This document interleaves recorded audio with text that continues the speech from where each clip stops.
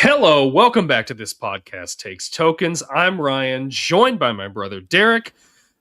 You've hit the show where we talk about all the things that we grew up loving, all the things that we still love. We talk about them every week, and this week we are going to be talking about the 2005 movie starring Ryan Reynolds. And golly, all of a sudden I just lost her name. Amy Smart. Thank you. Just Friends, of course, is what we're going to be talking about. Also, stick with us at the end of the episode. We're going to be going over a retro ramble. And the question that I posed last week was, what is one gift you've given that you wish you could take back? Wow. Yeah. Anyway. Yeah, we'll discuss that at the end of the episode. Stick with us. If you're listening, let us know what that one gift is that you've given. Throw it in the comments at the end of the episode. We'll talk about it, and we'll get the show going right after this. Stay with us. Stay with us.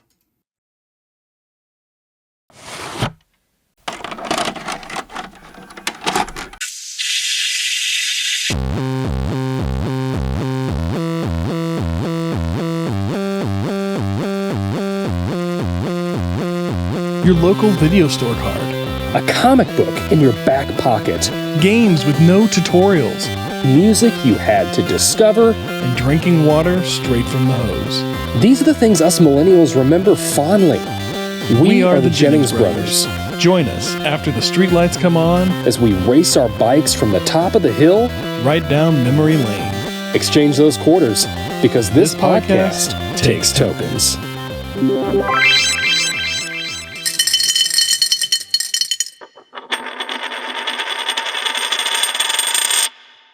Okay, before we get this started, I just want to let you know, I was pretty hungry before we started this, but I decided that I'll just enjoy this glass of water. I'm stuffed. We're talking Just Friends today. Thanks for being with us. Released November 23rd, 2005. Going to do what we always do, run down the numbers first. Budget. $19 million budget. What do you guess the opening weekend was on this? Ryan Reynolds, but he's not Ryan Reynolds yet. I mean, he is, but he isn't. I'll go 10 million opening weekend. So close. 9 million. All right. 9 million. I'll take it. Yeah. Domestic. What do you think it made domestically? Talking total? Yeah. Total gross. I think it recouped its money, but not by much. I'm gonna go 30. 32 million. 32. So, man, you're batting pretty good. Dialing it in. I'm getting good. All right. Worldwide gross on this. Just a little bit more. 38. You're not as close as you were. 43 million. Oh, okay. On this. So on a $19 million budget, made its money back and then some. Yeah. And yeah. So pretty respectable, I think, for a romantic comedy. Those aren't always just like huge blockbusters or whatever. Okay, now we got the real test here. Tomato meter. Ooh, critics score on this movie. I think it's going to be higher than average. Well, I think it's going to be over 50. I'm going to go 60, 62. No, didn't like 43%. Wow. Yeah. Wow. Yeah. I thought they might get a little respect on this one, but I guess not. Yeah, that's kind of what I thought. But, that's the critics. Everyone's a critic. That's right. Looking at my wife over there. We'll get into that here before too long. Popcorn meter.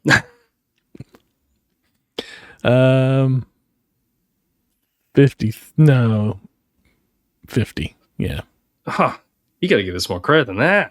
Oh, really? This is one where the numbers are like vastly different. Oh, okay. We've had some where they're fairly close. Yeah. Especially recently. Tomato meter was 43%. Popcorn meter 71% on this. Wow. Okay. Yeah. Audience liked it. Yeah, that's pretty. I wonder what movie has like the biggest what popular movie, not like random, but popular movie has the widest discrepancy there. Well, this would have to be a joke, but like that the room that Tommy Wazowski or whatever. I don't remember what his last name is. That, I've talked to you about that. I'm sure the critics hated that movie. I would love to see what the popcorn meter is. I'll have to look that up sometime. I doubt it's that high. Probably not, but I could see people. On the other hand, I could see people getting on there and being like, let's just rate this movie super high because you got to watch it. I don't know. Anyway, Just Friends. Just Friends, yeah. What do you think about it on the rewatch? I enjoyed it. I always enjoy this movie. This is one of my annual movies. I try and watch it every year. Mm-hmm. It's a good Christmas movie. Nice rom-com. Yeah. My wife and I usually watch it. She didn't watch it with me this time. But yeah, I enjoy it. Yeah. How about you? Oh, I love it. I loved it. It had been quite a while since I'd seen it. Actually, matter of fact, it may have been 2005 when I watched this last. Oh, wow. Wow. But I thoroughly enjoyed it again. Yeah. My wife, not so much. We were just discussing before we got on here how much she didn't like it. I'd be curious what her points were there. What was the top point? What was the top point of contention? She didn't like Chris. She didn't like his character. She thought that he was fairly cocky, which I agree with completely. Oh yeah, that's Ryan Reynolds at the time, though. It was. Yeah. I made the argument that I thought that he had a good arc where at the end he kind of came back. But I think that was mainly her thing. She's like, I just didn't like his character. He wasn't likable. Yeah, so, he didn't redeem himself for her. You got a short leash, my friend. Yeah. Keep it under wraps. Yeah. Anyway, I really liked it. I really liked the rewatch on it. I just think maybe Ryan Reynolds is just like, you either like him or you don't like him. Maybe, yeah. Well, I think there's also different versions. Like, not versions. I think there's different, I don't know if you say eras of Ryan Reynolds. And this is definitely like that early, he's still in the Van Wilder era, playing that cocky, young 20-something. And this is him kind of starting to break away from that. Like we see more of that break as the movies progress from here. But I think there's different versions of Ryan Reynolds. So I think he's got a wide enough catalog that if this isn't your favorite Ryan Reynolds, I'm sure there's one that you prefer over the others. Yeah, I'd probably agree with that. Yeah, I don't know what else to say about that, but yeah, but I thought the casting was really well though. Like Ryan Reynolds, I think was great in it. Yeah. Amy Smart was great. Anna Faris was just being Anna Faris at her best, and I loved it. Yeah. You looked like you were getting ready to say something. Well, like I do think this movie, it may have been written for Ryan Reynolds. Like it feels like it was written with his voice, like with him in mind as far as like delivery and stuff. I don't know if that's like if it was written that way. If it was written, let me rephrase this. I don't know if this movie was necessarily written for him or if he took the material that was there and molded it to what he had at the time. Either way, it works, and it works great on his half. No problems. I mean, really, like any of the cast, I have no problems with those. Amy Smart, this is probably, I think, like her peak. This is about whenever we start to see her fade away, and I don't know why. I don't know why we saw her just kind of drop off, but she did. I don't know. It was like she just kind of disappeared. It was really like. Go ahead. I was gonna say, like, after this, I remember she did that Jason Statham movie, High Crank. Voltage. Yeah. Crank. Yeah, that's Crank, it. Yeah. And that was a bit of a rough one. But after that, like, I don't remember seeing her much. Although I've seen her pop up recently in like the Hallmark movie realm, doing like, some of those things. I don't know if it's necessarily Hallmark, but that variety of movie. I feel like that's like I don't mean this to be disrespectful, but it's going to come out that way. But I feel like with a lot of like female actors that were at their peak in like the mid 2000s, right? Our generation, like if they didn't explode then they kind of faded into obscurity, and then they come back in this weird sort of like final gasp realm of like the Hallmark movie, you know? And I don't know why that is. It's just I've noticed that with a couple different actresses, and it's just kind of, I think it's nostalgia. Strange. Like Yeah. the people that enjoy those movies that are our age, that are the people that typically enjoyed those movies the most now, or watching those the most now, are either our age or they're, you know, older. You know, it's somebody from their generation. It's somebody that they can kind of superimpose themselves in, relate to more. It's their way in, if you will. And yeah. That's all I got on that. Yeah. Now I'm just waiting to see Anna Faris in one of these. Nah, see, I think she's gotten too big. Yeah. What's she done recently? What's she done? Let's look at it. Well, I'm going to look at it. What's Anna Faris done recently? She had that TV show for the longest time. She had a TV show? Yeah. The Mom with Oh, that's right. That's right. Okay. Yeah. Oh, she's in Toy Story 5. Wow. Oh, interesting. She was in Lost in Translation as well. I don't remember her being in that movie, but yeah. And Brokeback Mountain. As far as like, anyway. Other than her TV show, yeah, she hasn't been in like starring in too many movies. The ones that she has like starred in weren't blockbusters or big movies, really. They were just kind of like she did a remake of Overboard. It was fine, but nothing to write home about. So yeah, I think like it could also just be that like she did the TV show. She did it for I think it was like 8 seasons or something like that. I forget how long it ran. I think you're Although right. she left like she left before the series ended. Like she left in like the last 2 seasons. They continued on without her, which was an interesting thing to happen on a sitcom. But yeah, I think like she did the sitcom and then she got paid. And she's like, I really don't ever have to work again. So now I'm just going to take movies that seem interesting or fun. And she's on that trajectory now. Yeah. Which, if you're an actor, I feel like that's the jackpot. Oh, sure. Yeah. You do be able to pick and choose what you want to do. Yeah. And just go off and do fun stuff. Yeah. Absolutely. Yeah, that's true. But with that said, my question to you is, with Anna Faris's character, is she playing it right on the line, or did she go a little too far with the character? No, I think that they establish in the beginning, before, like when Chris is with Casey, his the producer boss, guy. Yeah.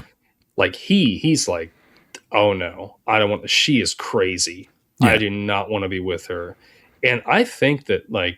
I think she hits it on the head. Yeah, it seems over the top, but the way that he's reacting when he's told that he has to go do something with her, like he knows. And it was interesting. I did see where, so Anna Faris, she was continually drinking Red Bull before they would start shooting. Just so she would have that, like that energy and everything, that manic energy. Yeah. And yeah, I think it works. I think that I don't ever want to say it's like it rubs me the wrong way. It never really does. I do think there's some parts where you're just like, oh, this is like, this character is like a little much. But I think that, again, I think that's what you're supposed to feel. It's not like you're feeling that way because Anna Faris is overdoing it. Yeah. You're feeling that way because that's the character. Yeah. Yeah. Yeah. I think you're right. I think she's just like, the character is acting almost as if she's constantly on camera and having to put on this show of whatever she is, like her pop star persona or whatever. She's not a pop star, whatever she was. Which, what is she like? She gets off the plane and she like gets on her phone and she's like, "Daddy, the plane landed again." Is she supposed to be like a Paris Hilton type? Like her parents have like a ton of money and she's just like paid her way into this situation? Because there's no way that she's like this pop star. Oh no, on talent, you know. Yeah, and I think you're right. I think that that's something they really didn't explore. Um, and yeah, I think she probably has had money, and she was able to like get a song, much like Paris Hilton. You remember Paris Hilton had like that one song, or Oh, I did don't even she? remember how it went, but she had like a song. Yeah. Oh, Um, interesting. and but then like maybe that song had like moderate popularity or something, and then Mm. they noticed like, oh, we can market her looks, and they did that absurd Hmm. poster. um and then I think that that's like kind of when I think she blew up on her looks, is what I think. um and now she's in a position where she's like, I think a lot of people like that, they're just like, oh, I really gotta show the world that I'm more than just this. I've got like talent or whatever. But she has no talent. Like Yeah. she's really, really not good. Although I did enjoy listening to Forgiveness, because it's more than In the saying credits. sorry. Yeah. Yeah. I was gonna say, yeah, that was one of my things, is that they actually, the whole song is in the Yeah. credits if you want to hear it. Yeah, Yeah. Yeah. it's rough. It's great though. It's great that they like Anna Faris is doing that song, Yeah. and then Chris Klein is doing uh what's that song that he wrote? Janice's Eyes or whatever. Yeah, when Jamie smiles. Oh yeah. But it's, insert whatever woman that he's after Yeah. right now, Yeah. But he performed that song, and it's, I don't know. I like when they do that in movies, like Yeah. like we talked about with gosh, I cannot think of anything tonight. Anyway, there was a movie that we talked about a while back, Almost Famous. Oh yeah. And Jason Lee was singing on that. Yeah. And anyway, yeah, I like when they do stuff like that. But Before we move on past Chris Klein, mhm. I got a bone to pick about Chris Klein. Okay. So like, American Pie, he comes out of that like pretty hot off of Mhm. that, and did a couple movies. This being, I think, one of his last bigger movies. Mhm. I kind of thought after American Pie, we were going to see more of him. Yeah. And then he just kind of like faded away, which is fine, because like there wasn't really much more to him to show. Mhm. I don't feel like nothing, not disparaging against the guy or anything like that, but I feel like we kind of saw all that there was to him over those next few years, and that was kind of it. But have you seen him recently in there's this show on Netflix that my wife watches, Magnolias? No. Something like that. It's not, I don't think it's Steel Magnolias. It's just called I think it's just called like Magnolias. Anyways, he's on there with a ridiculous Georgia accent. It is. Oh, it's so funny. It's my favorite part of the show. Yes. It's yes. so bad it's good. Yeah. But yeah. Is it intentionally like that way, or is he like not trying to? I don't know if he's just hamming it up or what, but it is atrocious for sure. I've never heard anybody in my life with a real accent that sounds like this. But I'm pretty sure he paid somebody good money to teach him how to talk like this. Okay. Anyways, that's my Chris Klein tangent. I just wanted to drop that on there. Yeah. I piggybacking off of that and like how he kind of faded. I think his big failing is Rollerball. There's Rollerball. But I was going to say, he didn't come back for any of the American Pie sequels. Oh, did he not? Yeah, I think you're right. Yeah. I think like the second one, he did like a quick like cameo, like he was on the phone or something like that with the girlfriend. But yeah, you're right. I don't think he came back at all for any of the other ones. Yeah, because I don't think I like Jason Biggs. I don't think I know he hasn't done a lot of stuff recently, but he had done a lot of around that time. He was getting more roles, even if they were just little side roles and stuff like that. You saw him for a while. Yeah. And I don't know. I just think that when you're in a movie that big, like American Pie was huge. Like that was huge. That was a massive thing. That spun off like so many sequels and then like ancillary movies to it as well. Like a few direct to video, like I don't know if you call them sequels or whatever, but yeah, like spin-off movies or whatever. It was almost like a National Lampoon's sort of thing, like what it turned into.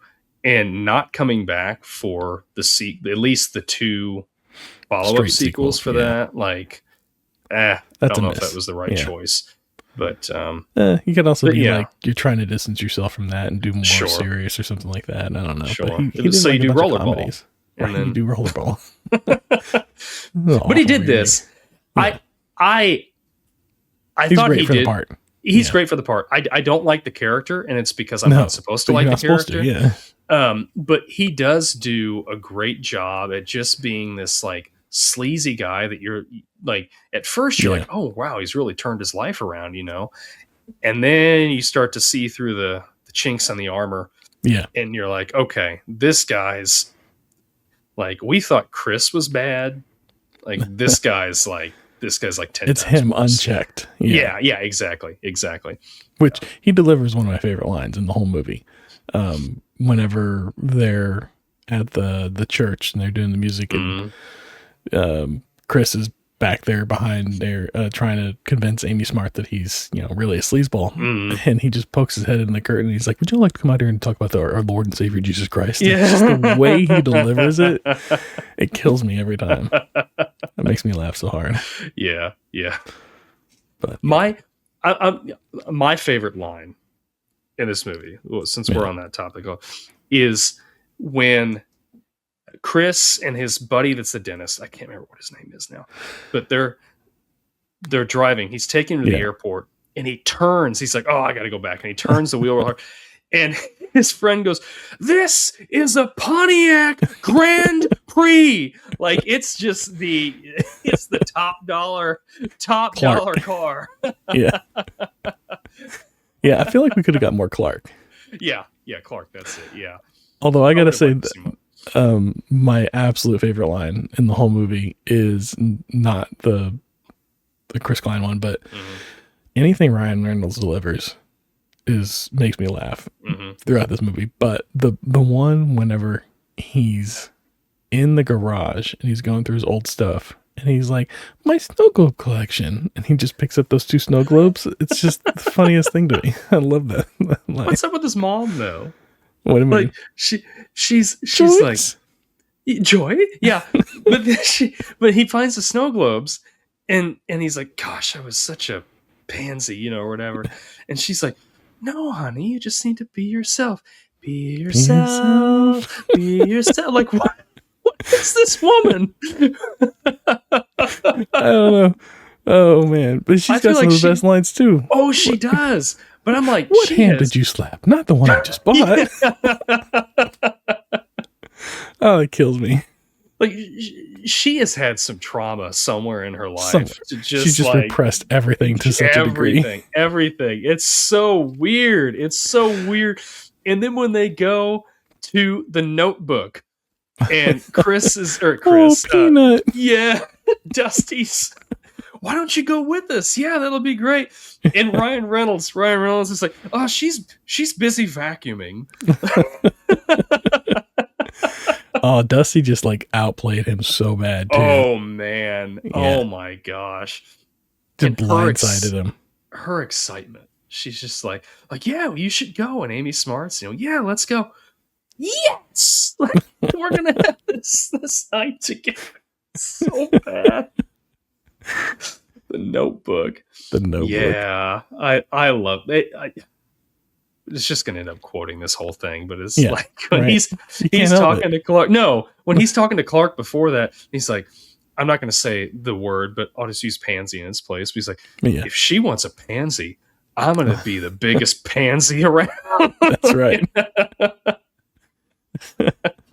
Oh, and then he goes like that whole like bit with the retainer. Every time he pulls out the retainer, it's like, wow, it's so gross. It's like so exaggerated and like because he could have just like popped it in and out, but like the way he does it, it just it enhances that.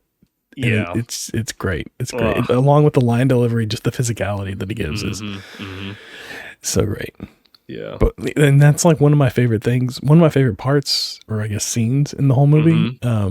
Whenever him and Amy, what's her name? Jamie. Amy. Whenever him and Jamie go on their first date or whatever, like go out for the first time, and he drops her off back at home. And then he gets back in the car and he's doing that little like, and then she just like slowly walks into frame behind him. Yeah. And then she's like, I forgot my gloves. Yeah. And she's smiling a little bit. Like she like I don't know. Yeah. I don't know she's if that breaking. Was, that had to have been Amy Smart. Yeah. Like actually just like, because it was so funny. It was just so, it was one of the funniest things I've ever seen. It was. It bothered me though, like that nobody in the dead of winter is rolling their windows up.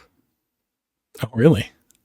Like, didn't you know? Like they've always got their windows down. Like when he's driving, he's got that Porsche. He's got the windows rolled down most of the time. Like when they're parked or whatever. And I know they probably did it because they didn't they didn't want people to see the camera. Yeah, reflections and all that. But like. I mean, that comes back on him because, like, he comes out to the car and his brother left him up. Well, I think they probably, I would imagine they roll him up when they get out of the car. Yeah, yeah. But, like, his brother left him down, and then, like, it froze out the entire inside of the car. Yeah, yeah. But, like, it would still start, right? Like, I would think so, yeah. Right? It's not like I don't know. Yeah. I don't know. That one kind of bugged me. I was like, the car would still start. Yeah, yeah, yeah. But I've never been in a New Jersey winter, so. No, I haven't. I loved just the back and forth between him and his brother. Oh God. Just the constant, like, I'm like, gosh, I remember when I used to just irritate the hell out of you. Yeah. And like, it just to do it. And it's just, I don't know, it's very relatable. It's just so realistic. Like, and then they're like, I can't remember what they say to each other, but then he's like, I love you. Yeah. I love you too. And Cookie. Yeah, Cookie. Yeah. I don't know that we ever fought as physically as they do, though. No. I remember like they're wailing on each other. No, I know. Yeah, we never did that. I remember irritating you, and like you'd wrap me up on the couch with your legs so I couldn't move. Like, oh yeah, yeah. It's fun to watch that. I love it when his brother comes in. When Chris is home for the first time and he sees Samantha and he's like, oh, is this my Christmas present? He just pushes his brother to the side. Yeah. He runs over on the bed. Yeah. That was pretty funny. And her and him together are really, really good too. I like when he, Chris tricks her into like going somewhere and then he just like swaps out his brother for like the driver. She's like, oh no, I'm not going anywhere with him. She's like, all right, well, I guess if you just want to be another bubblegum musician. And she's like, I'm a real musician. I'm a real musician. Send her to it's supposed to be the coffee house. It ended up being the metal house. The metal house. And so the guy that tackles her is the director of this. Oh, really? Yeah. I can't remember what his name was, but I was reading that. Yeah, it's like Tech something. Yeah, something like that. Yeah, it's kind of fun. He wrote the songs too. He did the original songs. Yeah. Okay. Like he's credited with writing the original songs as well. I just saw that whenever I was watching the credits roll by, listening to the full song, and then like I was checking out all the music because I was like, there's like a decent amount of like there's some pretty good music in this. Oh yeah, there is. That song at the end, I swear, Eyes. Oh yeah, I swear. No, Eyes by Rogue Wave. It had been so long since I heard that song, and it like immediately took me back to like 2005. Like watching this movie, like because my friend Daniel and I were big Ryan Reynolds fans, and when this came out, he's like, "Hey, there's you want to go see Just Friends? It's got Ryan Reynolds and Amy Smart in it." And I'm like, "Oh, I love Ryan Reynolds and Amy Smart's hot, so yeah, I'm gonna go want to watch this movie." And we both loved it. But yeah, some songs you hear and it just like takes you back to certain moments. Yep. And definitely Eyes at the end there does when he's like, professing his love to her or whatever at the end. Yeah. Just great soundtrack. Yeah. Killer soundtrack. Well, I don't want to say killer, but had some good songs on it for sure. That's the end whenever Ryan Reynolds, the whole thing. Ryan Reynolds lip syncs the whole "I Swear" song. Yeah. Over the credits. It was great. I loved it. That was so funny. So what was your go-to 90s R&B song? You know, you're gonna hit the middle school dance floor. What's the song? What was the song that did it for you, that you like the most, I guess? Gosh, it was that era. It was probably, it had to have been "I Swear." It had to have been. Oh, really? Right? All right. I mean, that was such a, that, or what was, well, no, it wouldn't have been R&B. There was some country song that was like, but they did a country version of "I Swear." Oh, they did, didn't they? Yeah. Yes, I can't remember who did it, but somebody did a country version of it. Yeah. That was back in the time whenever they would do like a country version and like an R&B or a pop version of a song and like put them out simultaneously. It was weird. I don't know if they do that today, but yeah, we used to have that a lot. Yeah. What was yours? What was your go-to song? It's probably Boyz II Men. It's So Hard to Say Goodbye. Yeah. I had like the Boyz II Men cassette, and I used to love that. It was one of my favorite. And whenever, for like a hot minute, I say it was like my favorite, but it was like, probably a year where like Boyz II Men was like really hot, and I was like really into it, and I had that one cassette. I remember it was like blue, or it was like black with like a blue glow to their logo. Yeah. Did they have Motown Philly on it? Yeah, Motown Philly. That song was so good. Yeah. It's so good. Yeah. Man, that whole like album they had, it was chock full of so many good songs. Yeah. Had so many hits for them. Yeah. And I'm surprised that we don't hear. Well, I guess they kind of pop up here and there. Yeah. And like nostalgia for nostalgic reasons, but yeah, like they had like one or two really just like packed full of great music albums, and then kind of faded away. I was kind of surprised by, but like, that's back whenever an artist would put out an album and it would be, like I said, full of like really great songs, because they put all their best work onto one album. Now it's like the studio gets there like, oh, we're gonna kind of like water this down, and we'll put out a couple of the best ones on this album, and then we'll mix in some other stuff to kind of experiment with or whatever, and fill it out, and then we'll divvy this over like 3 albums and really like milk it. Although now it's all singles and stuff, so I'm sure that's out the door too. I don't know how it works now, but I still listen to old music. I don't listen to new stuff. I Swear was mine. I mean, I remember like listening to that in middle school, and like, you take your date out there and you're like, oh my gosh, we're going to be together forever because of this song. Like, I swear, like, I'll be there for like a week, and then that'll be the end of it. And then I can swear to the next person. That's right. But you don't know at the time. You're just like, okay, we're gonna get through middle school. We're gonna get through high school. We're gonna be so in love. We're gonna get married, and it's just, you don't even think of that far. It's just like in the moment. It's very like in the moment. Like right now is all that matters. This is it. Like today, I got today and tomorrow. Yeah, and that's it. Like in middle school, nothing else.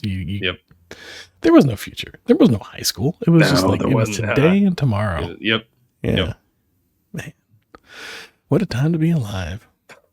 Now I've got past, present, and future breathing down my neck all the time. I know. Especially the future.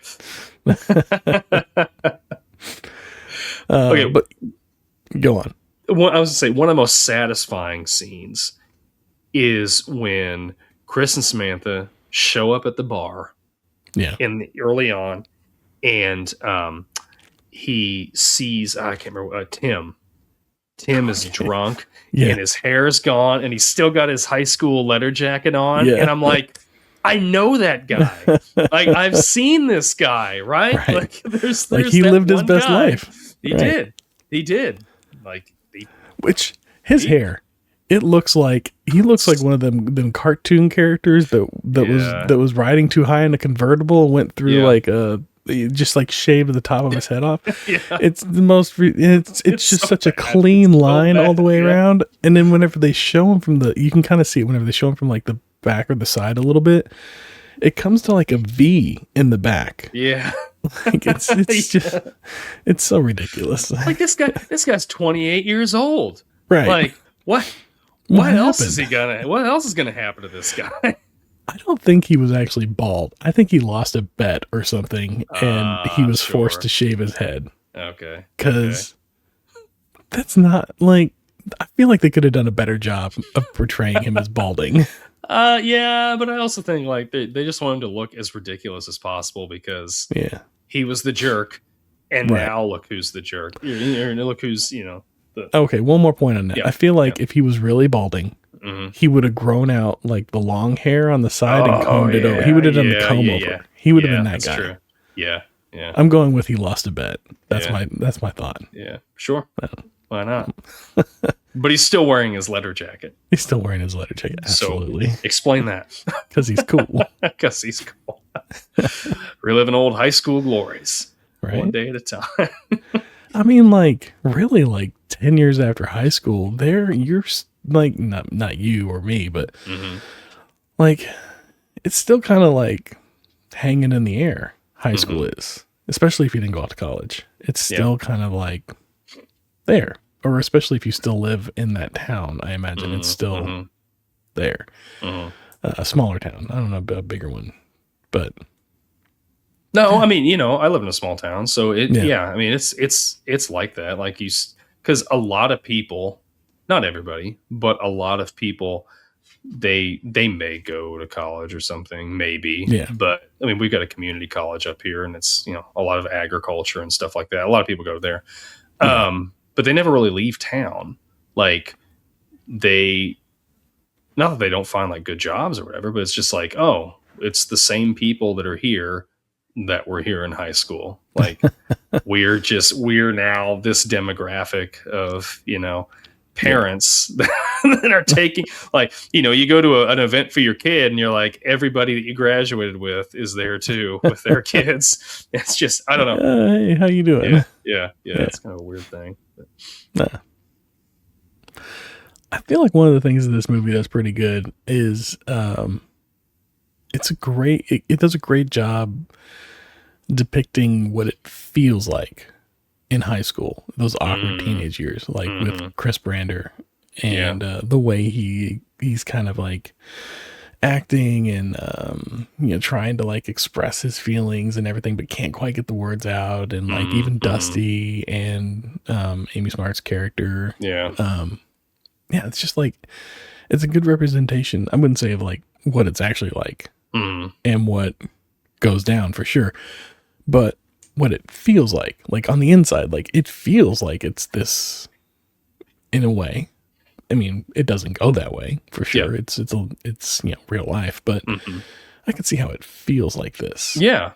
And I think it does a pretty good job of that. Yeah, I would agree with you. I mean, definitely like with Dusty when he's upstairs in the opening scene. And he's like, I wrote a song for you. And he's like trying so hard, but he's nervous and he can't. He's like, dang it, get it together. Like, I've been there, and it's just a raw bundling nerve of emotions. Yeah. And like, you don't really know like how to talk to people because you're always in your head like, oh, I need to be cool, or I need to make sure that they don't think I'm an idiot, or that I'm, I need to say something. Yeah. Don't say that thing. Yeah. Oh, why'd you say that? Yeah. Then you mull over it for replay it in your head. No, not like that. But yeah. How old's his brother in this? Like, is he in high school or is he? Well, I think whenever Samantha James, Anna Faris' character, is talking to him, she asks him how old he is, and he's like, "I'm 20. I'm 19." 19. Okay, that's I'm it. 18. He is 19. He's 18. Okay, 18. Yep. Because he settles on 18. Yeah.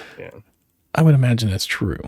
Yeah. I think he is like a senior, or he just graduated. I'm thinking he's still in school. What he wants to do. Yeah. I think he's still in school. I imagine he's like a senior. This is a senior year. Yeah. That'd be my guess. But like, okay, yeah. I guess whenever they flash back to 92 and he pops in on his brother, he's like probably about 10 years younger than him at that point. So he's probably like 8-ish. Yeah. So, yeah, okay. I'm gonna go with that. Yeah, Yeah, 18. that's probably right. That's probably right. This has one of my. I like.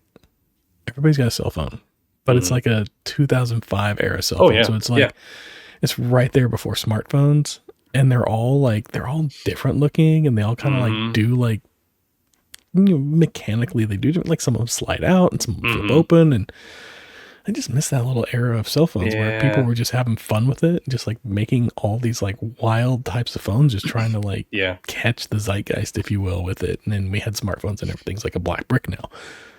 But I don't know. I just miss those those fun phones right before smartphones came out.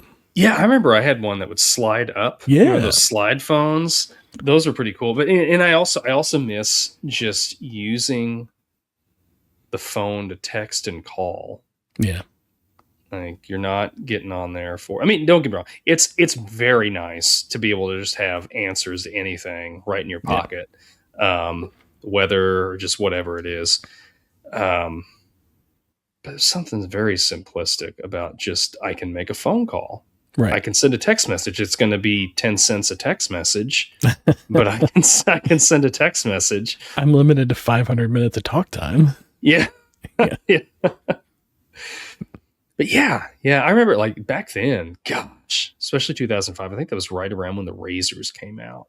Yeah. And those they came out a little before that. Yeah. Oh yeah. I remember some guys at the radio station I was working at, the big wigs there, they got Razors. Yeah. And my friend and I that were working there part-time were like, oh man, look at these phones these guys got. They look so futuristic. They flip.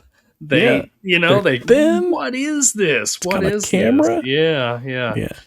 Looks like it's made of metal. Yeah. It's so cool.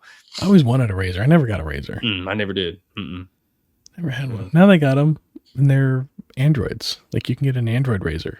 Flips really? Open. Yeah. But it's not the same. I don't know. Interesting. Yeah. Never got one. They were always really expensive. Yeah, they were like you were rich if you had a Razor. Yeah, they were for sure nice. So did you know this movie had a different ending originally, like most movies do? Oh, really? Tell me about that. So I'm going to read it for you verbatim, just from where I found it at, just because it's easier that way. Okay, so it says, after the fight with Jamie, Chris returns to California to find that Samantha has become a more accomplished songwriter, oddly, by writing a new 10-track album and being hailed by a weekend? I guess, yeah. And being hailed by Casey as an instant hit. The new songs on the album are based on their recent tumultuous visit to New Jersey. Meanwhile, Chris falls back into old habits and attempts to forget about Jamie by spending time in LA with 3 party girls, who inexplicably were staying at his home while he was away. Unfortunately, in an attempt to evaluate the mood by playing music, they find a demo of Dusty Dinkelman's in Chris's travel bag, which triggers Chris's emotional spiral and a subsequent retelling of the events of the past few days. The girls attempt to comfort Chris, but to no avail. As the scene ends, Chris has a look of longing on his face. Then that's it. So it's not really happy. That was in the trailer. Was it? I think that scene with him and the girls was in the trailer. Like I watched the trailer before I watched the movie. And there's a little bit at the beginning of the trailer where he's sitting on a couch with these 2 girls talking briefly. Like I think he gives like a line or a couple words and then it, continues through the trailer. But I don't remember seeing that throughout the movie as a whole because he doesn't go clubbing at all in the movie or to any parties or anything like that. So I think they used that footage in the making of the trailer. Then they changed the ending later. Yeah, and then they changed the ending. Because it still works. It just I remember it was used to illustrate how much of a playboy he was. And it worked for that. So I guess that's why they used it. And then it wasn't actually in the movie. So we know how that goes with trailers. That's right. I like the ending we got better. I like the happy ending. It's I always like a happy ending. yeah. Do you think Chris moves back there, or do you think she moves back with him, or like what do you think happens here? I don't know. That's a good question. Yeah. Because he's in LA, right? He is in LA, but I feel like he's kind of like left Bi-coastal. that life behind at this point. Like Yeah. he's finally like being honest with himself and with like just life in general. Yeah. And I feel like he is literally, he's flown all the way back like from LA just to tell her that he's in love with her. And sure, he's going to be like, okay, we're going to make this work. Right. He's going to move back. He's going to find a job somewhere, I think. Ooh, do you think he signs Dusty and starts his own label in Jersey? That would be a pretty epic ending. They should do a Just Friends 2 or something. Still Friends. No, that'd be bad. Friends. Still Friends. Still Friends. It'd have to be like, well, it's too late to do it now. It'd have to be like Just Married or something like that. Oh, yeah. Yeah. Well, I mean, they could have had a 20-year engagement. I don't know. Yeah, they could have. I mean, got super busy, I guess. I don't know. Yeah. So is there a better title for this movie? Or is Just Friends the best title for this movie? Oh, no. That's the best title. I mean, that's what it focuses around the whole thing, right? Yeah. Like, he's in the Can friend call zone. it Friend Zone. Yeah. Friend Zone would be too aggressive. It doesn't have the same ring to it. Yeah. Though. It's just like, yeah. Yeah. I think that's the best title. Yeah. Well, I got one more for you. Okay. A little something. Riding a bike in the snow. I've never ridden a bike through the snow. Wouldn't that be really difficult?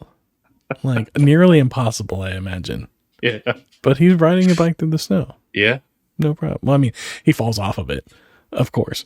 But I just can't imagine that would be very effective mode of transport. I don't know. He's from Jersey.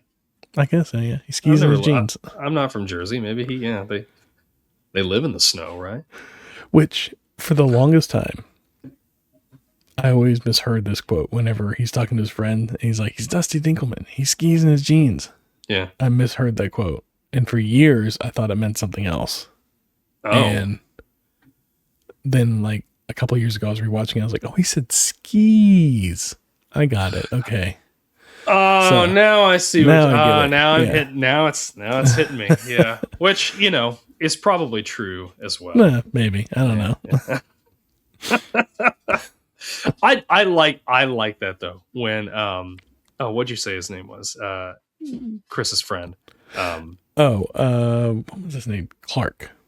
When Clark is like, it's Dusty Dinkelman. Like he's just I don't know. He's a good friend. Yeah. And we didn't get enough time with Clark. No, I feel like we could have got more with Clark. We Clark didn't. And Darla. Yeah. I think that to make the ending even happier, he moves back and they're just they hang out with them all the time. They're at the Maypole every Friday night. That's right. Right. Yeah. Maple. I always heard that was another thing I misheard. I thought it was Maypole. Then like I finally caught the sign that said Maple. Like maple leaf.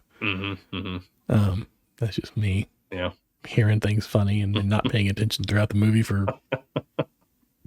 10 years or however long it took me to actually catch the right thing. But that's me. That's what's great about movies. Yeah. Well, I spent a lot of time in like the early 2000s, like putting on a movie and then playing a game. So I wasn't actually like watching. Sure. I'd be more listening. Yeah. But Dusty Dinkelman. That scene where they've got him on the med sled and then they let go and he just goes zipping down and it just turns him upside down. It's got a mouthful of snow. Which has got to be the most inefficient way to get him out of that was the quickest route to get him off the ice was to go up this hill, not like I don't know. It could have gone any other direction. Right. And then create a luge along the way for him to come back down off of. I don't know.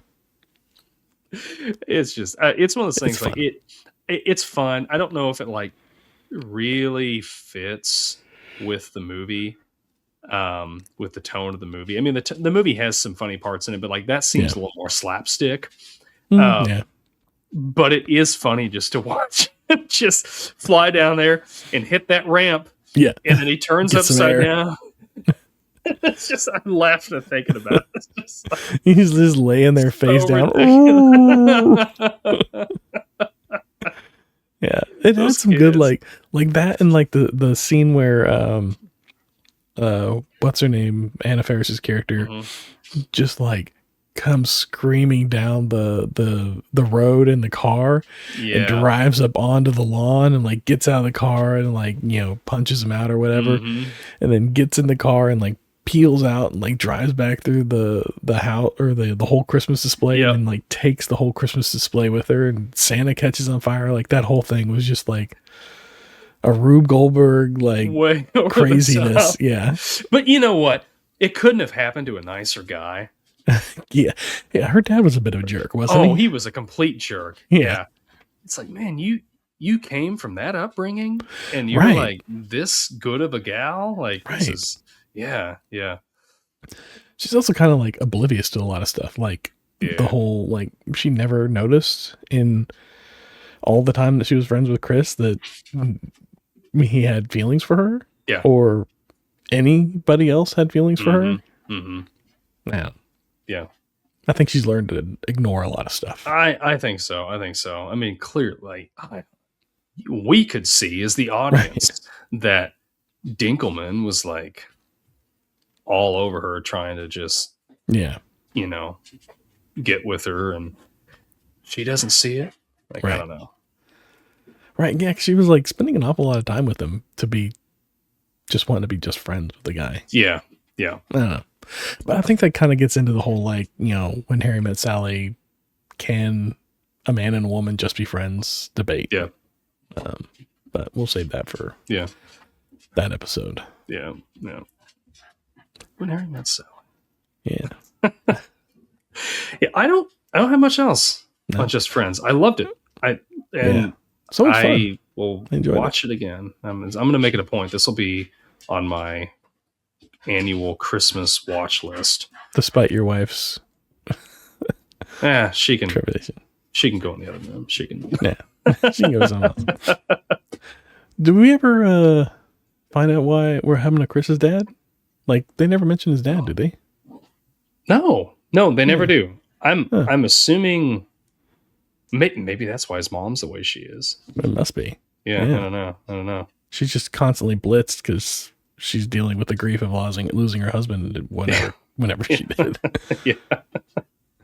Be yourself. Be yourself.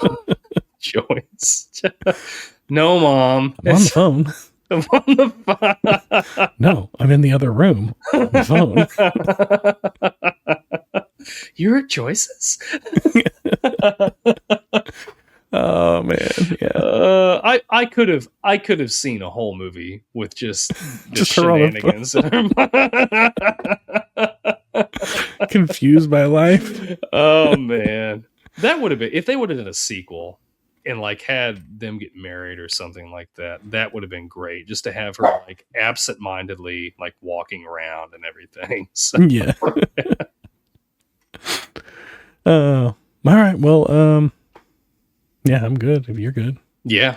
Put this baby to bed. I'm good. Yeah, that's right. That was Just Friends. Yeah. Let us know what you think about it. Yeah. Did you like it? Are you on the side of my wife and didn't like it? Yeah. No answer is wrong. I'm going to say that because I love my wife and she has I enjoy sleeping in a bed. And I love her very much. We don't agree on this movie, but that's okay. That's okay. There's a lot we do agree on. So that's the sharing is, what was that? The more you know. That was it. The more you know, the more you grow. Do you have any stale popcorn for us? Well, you want to get in the retro ramble? Oh yeah. Let's get in the retro ramble. We're still working with this new format here. So, all right. So the retro ramble question that I asked you last week, I said at the beginning of the show, what is one gift you've given that you wish you could take back? I gotta say, I've thought about this a lot Mm-hmm. this last week. This is kind of a mean question. You're asking me to give back. You're asking me to take back a gift from somebody. I'm asking you, is there a gift that you gave and you were maybe not immediately, but you were like, oh gosh, I wish I wouldn't have done that. Like, I wish I would have given him something else, or I just like that was a bad idea. Okay. Yeah. I guess I have one. Like, I gave a friend my PlayStation. Mm-hmm. I wish I wouldn't have done that. Just gave We're it not to friends him? anymore. Yeah, I just gave it to him. I had a PlayStation 2, and I was like, I don't need the PlayStation anymore. Here you go. Wow. Yeah. You know what? If somebody gave me a PlayStation, yeah. I don't care what would happen. We're friends for life. No. 80 years old. I'm still hanging by your side because you gave me a PlayStation back when we were like 21. How about you? Fair enough. Yeah, mine. So when my wife and I were dating, I looked all over. I couldn't figure out what to get her for Christmas, or was it her birthday? I don't remember. It was a gift. I was looking all around. I legitimately did like my due diligence of like doing research to try to find something. And what I found, I thought she's just gonna love this because like there were people online that were getting it that loved it, you know, and everything. Yeah. And so I got it. And sorry, my dog's kind of making noise. So I got it and I gave it to her. And I remember she opened it up and it was not the reaction that I was expecting. So I got her this. It was a matching set of pillowcases that had like it. We weren't like living together at the time. We weren't married or anything. And like it was like a pair that went with each other, but like they made this like scene of like two people. Like, was it Han Solo and Leia? No, it wasn't that. Okay. It wasn't that. It was like one person's on a beach and another one's like on another beach and like putting like bottles and like messages in bottles or whatever. Everybody that got these things online was like loving them, or at least the bots that they made to get the reviews. And they got you. To this day, she'll get like a gift from me. She's like, well, at least it's not that pillowcase. It's not a pillowcase. Brings it up multiple times a year. I will never live that pillowcase down. She brings it up in front of her friends, in front of people that we've just met. You remember this pillowcase that you gave me? Like, let's not talk about this right now. It's embarrassing. Wish I could go back in time and never have given her that. I would have given her like a brand new toothbrush over that dang pillowcase. But I will say, I did put a really comfortable like pillow in there, like one of the higher end, you know, like $50 pillows or something in there. So there was that. Maybe she didn't understand the meaning behind it. Oh, she knew. Oh, okay. She knew because I showed her the other one, and she's like, she's like, uh-huh. Like she didn't say anything at the time. She did not say anything at the time, but I could tell. And I've been hearing about it ever since. I'm gonna take that and I'm gonna add. I don't know what I'm gonna do here, but my wife got us pillowcases a few years back. Like we got linens on the bed. Anyways, she's like, I found these pillowcases online. I went and got them, and it was a silhouette of Luke and a silhouette of Leia and a silhouette of Han Solo, and the Leia one said, I love you, and the Han Solo one says, I know. So those are our pillowcases for a while. That's it. That was my wife picking those out for us. Yeah. Well, I didn't get the same reaction. So my wife got me pillowcases, and I loved them. Yeah. I think it would have been better though if it would have been Luke and Leia. Luke and Leia?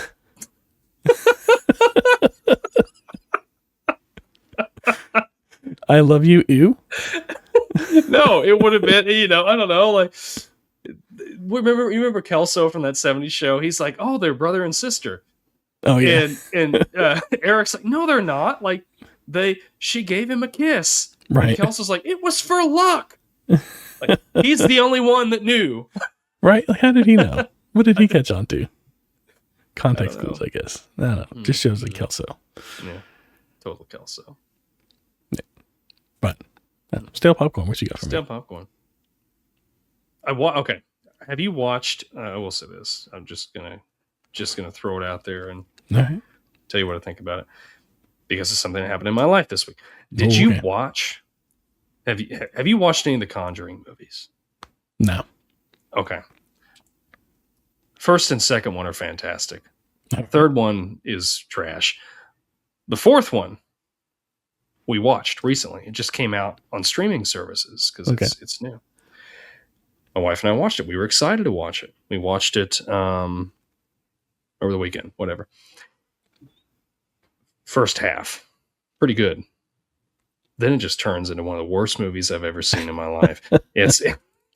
They wrap the whole series up, and they just like throw a turd in a box and wrap it up with some rubber bands and make it look pretty. I don't know. Not happening. The Conjuring 4. Yeah, it's skip it. That's what. Yeah. Skip it. Yeah. All right. That's my stale popcorn. I know it's not much, but that's my stale popcorn. No, that's fine. Hey, that's fitting. My stale popcorn is not Christmas themed at all, and I was kind of concerned about that. You know, with this being Christmas holidays, I thought we would do some Christmas stuff, but it's not Christmas themed, and it didn't seem like it was appropriate, but now I feel like it might be appropriate. So I've been rewatching.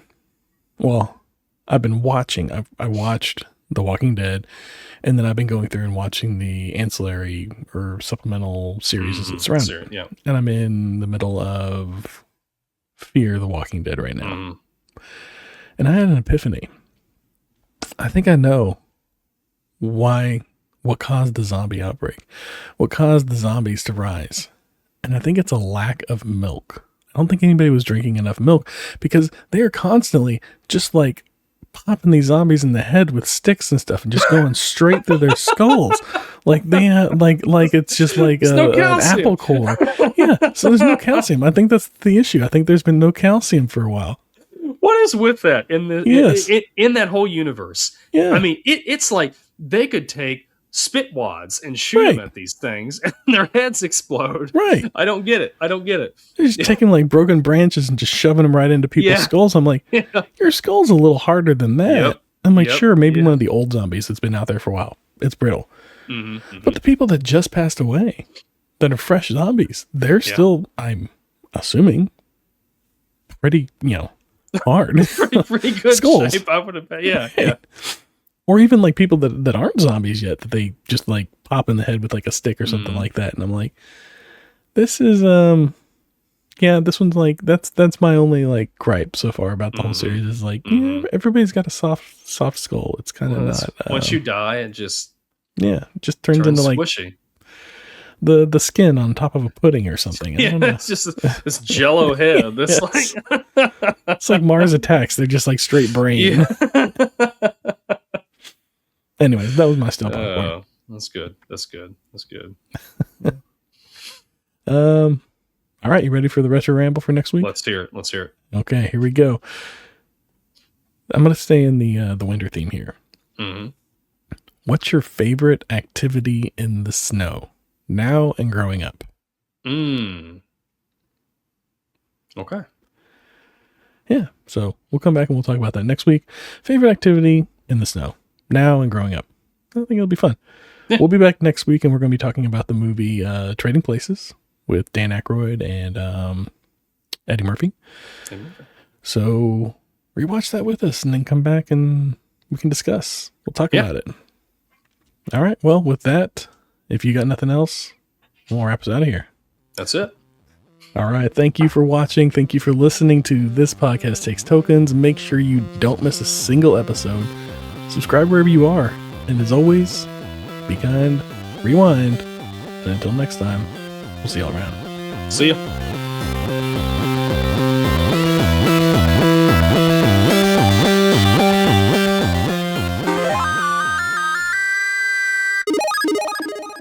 This Podcast Takes Tokens is a Clay Street production.